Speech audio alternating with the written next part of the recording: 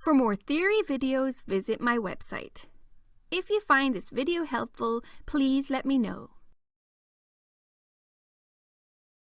A business structure is a framework intended to link individuals in an established network of relationships. Business structures group together in an appropriate way the tasks required to fulfill the objectives of an organization and allocates these tasks to suitable individuals or groups. Business structures give each individual or group the authority required to perform the necessary organizational functions. It coordinates objectives and activities of separate units so that the overall organization's aim is achieved. Basically, business structure facilitates the flow of work through planning and control. The hierarchical structure an organization uses depends on an organization's size, type of industry, number of employees, whether it exports products or services, and so forth. An organization is made up of a collection of people working together towards a common goal. In order to achieve the organization's goal efficiently, an organization must coordinate its efforts of its employees and its resources. Putting a formalized structure in place will help with this coordination.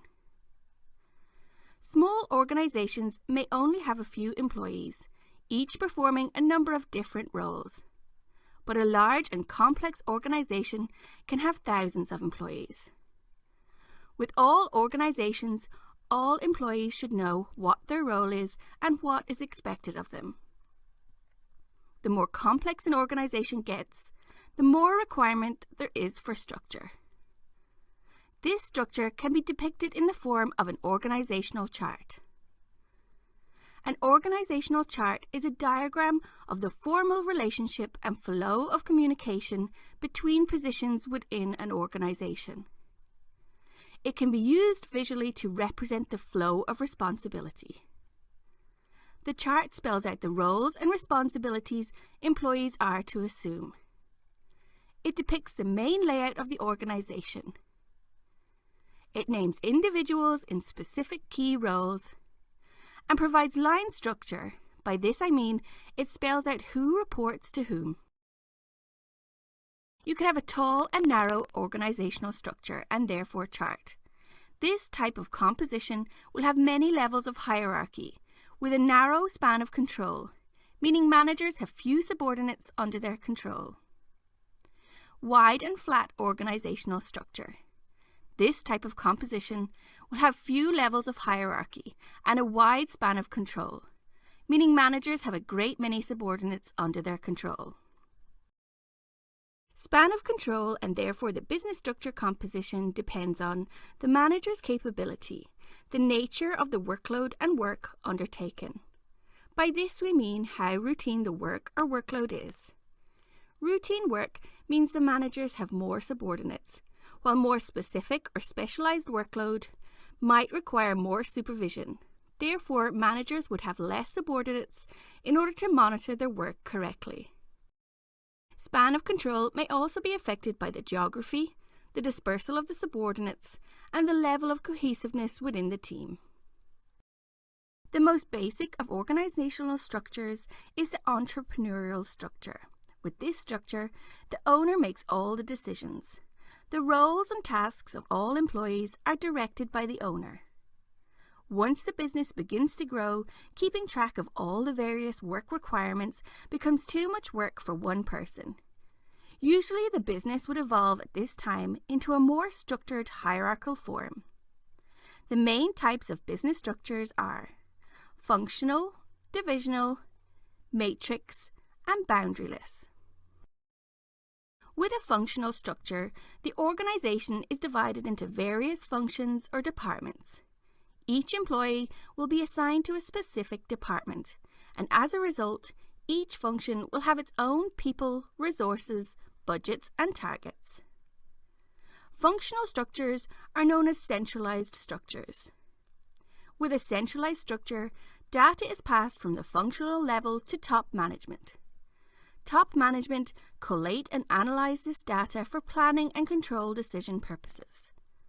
They then feed this information down to middle management, who implement the decisions.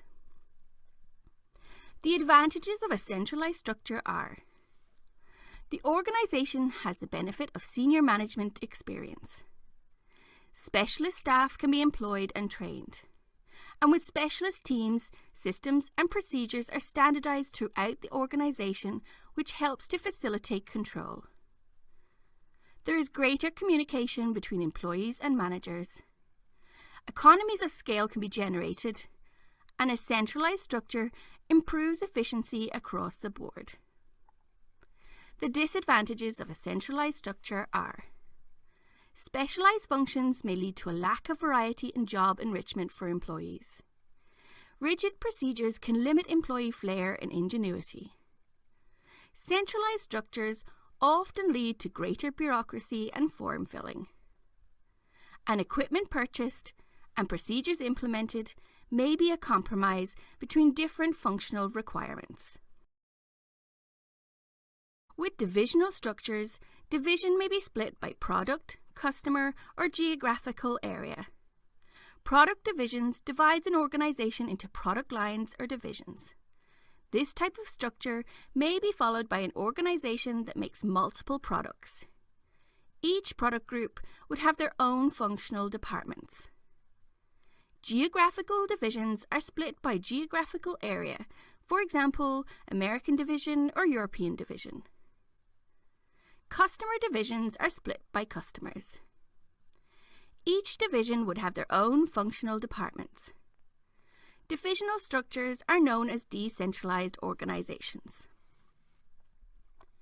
Decentralized organizations spread responsibility for specific decision-making across various levels of the organization, redistributing the power and authority of decision-making from top management to middle management and operational staff.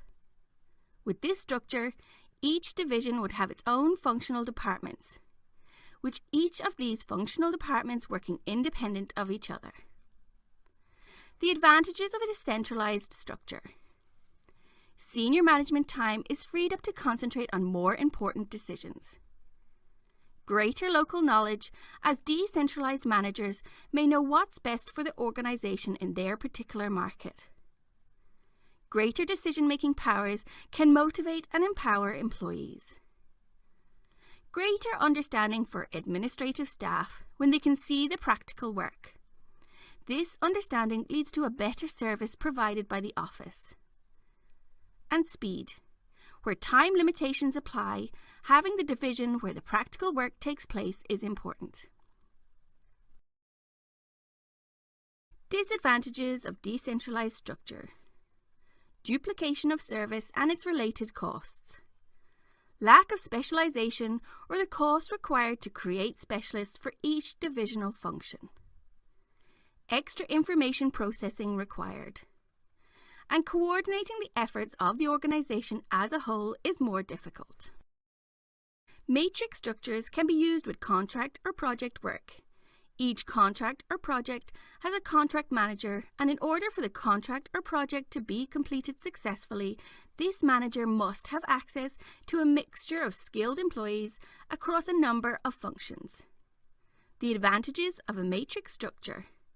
Employees may be motivated by the variety of work from the different projects they are attached to. Skilled employees can be used on a number of projects. And there is a dedicated and experienced manager controlling the project. The disadvantages of a matrix structure are: employees may be demotivated if large workloads are expected from each project manager. And it can be unclear to employees as to whom is in control, which can lead to delays and disputes of workload prioritization. Boundaryless organizations. There are 3 types: hollow, virtual, and modular. They are a modern business model which adopts a flexible, unstructured design. Hollow organizations. These are the most common type. Here the organization focuses on its core competencies and outsources all peripheral processes. Virtual organizations. This is an organisation which outsources any or all of its functions, leaving only the outsourcing to be arranged. Modular organisations. This is an organisation where all functions are done outside the company by different suppliers. Each supplier produces a specific piece of the final product.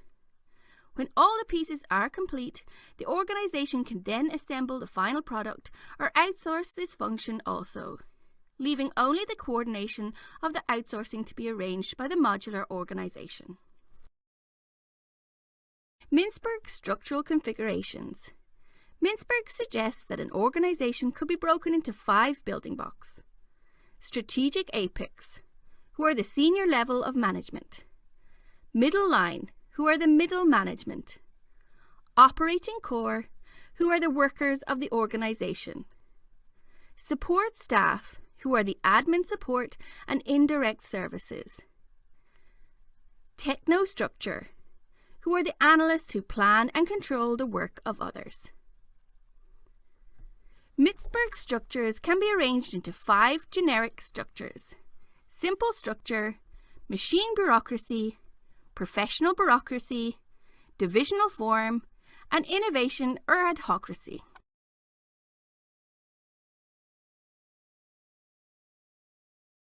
Simple or entrepreneurial structure. Strategic apex are the top management charged with ensuring that the organisation serves its mission in an effective way. Top management make the strategic decisions for the organisation and feed this information down to the middle line, who are the middle managers. Middle managers then delegate these decisions down the chain of command to the operating core, who are the workers, those that perform the basic work related directly to the production of products and services. This form is fine for simple structures. It is fast, flexible and lean, but as an organisation grows, this structure may become inadequate as decision makers can become so overwhelmed that they start to make incorrect decisions. This is when they need to start sharing power and decision making. Take mass production organisations, for example. They would employ a large number of employees and therefore would require more specialist support staff and technostructure. This structure is known as the machine bureaucracy. The organisation still has a strategic apex, middle line and operating core as before, but it also has support staff. Support staff would be the likes of accounting, information technology and human resources. They are the specialised unit that exists to provide support to the organisation outside the operating workflow. Technostructures. They are the analysts who serve the organisation by affecting the work of others. This may be through designing, training, procedures and rulemaking. Making sure an organisation is following proper legal rules and procedures. With machine bureaucracy, work is very formalised. There are many routines and procedures. Decision making is centralised and tasks are grouped by functional departments. Work is clearly defined using formal planning processes, budgets and audits. And procedures are regularly checked for efficiency. The professional bureaucracy, where machine bureaucracy is standardised, such as mass production or government agencies.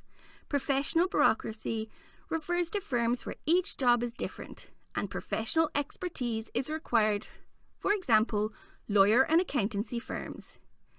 Each client's experience will be unique. The organisation is decentralised and relies on highly trained individuals who demand control of their own workload.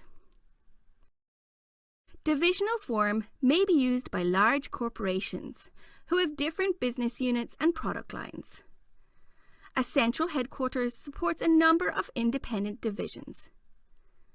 This type of structure is often found in large, well-established organisations that have a variety of brands. Innovative organisations. This is common in new industries or companies that want to become innovative leaders. Innovative organisations hire and give power to experts. Decentralized decision-making is the key here.